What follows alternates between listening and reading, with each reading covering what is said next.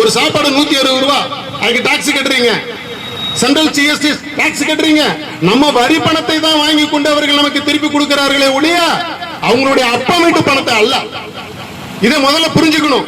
இல்ல அந்த வங்கி ஒண்ணு அவங்க அப்பா அத்தா பாட்டவங்களுடைய வங்கி அல்ல.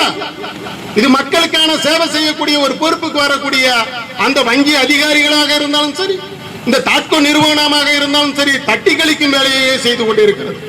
அடுத்தபடியா பார்த்தோம் என்று சொன்னால், செல்வபுரத்திலே இருக்கக்கூடிய குடிசை மாட்டு வாரியம், அந்த குடிசை மாட்டு வாரியத்திலே அடுக்குமாடி குடியிருப்பிலே தகுதியானவர்களுக்கு வீடு கொடு என்று சொன்னால், தகுதியற்றவர்களுக்கு, ஆட்சியிலே இருப்பவர்களுக்கு, அதிகாரத்திலே இருப்பவர்கள் யாரை கை காட்டுகிறார்களோ அவர்களுக்கு வீடு ஒதுக்கி கொண்டிருக்கிறார்கள். நகரத்திலே இருந்த மக்களை இன்றைக்கு மிகப்பெரிய ஒரு காட்டு பகுதியிலே கொண்டு போய் சேர்த்திருக்கிறார்கள்.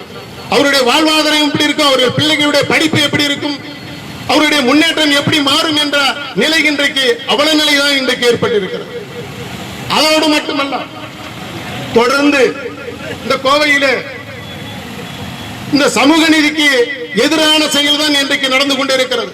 நான் கேட்கின்றேன், தேசிய கட்சிகளையும் மாநில கட்சிகளையும் கேட்கின்றேன், சட்டமேதை டாக்டர் பாபா சாஹேப் அம்பேத்கர் இந்த அரசியலில் அமர்வதற்கு, குடிமகன் அந்த ஆட்சி கட்டிலே அமர்வதற்கு, இந்த குடியரசு நாட்டை கொண்டு வந்த, இந்த அரசியல் சாசன சட்டத்தை கொண்டு வந்த டாக்டர் பாபா சாஹேப் அம்பேத்கருக்கு ஒரு சிலை இன்றைக்கு கோவையிலே எந்த ஒரு அரசியல் கட்சியும் இன்று வரை திறக்கவில்லை.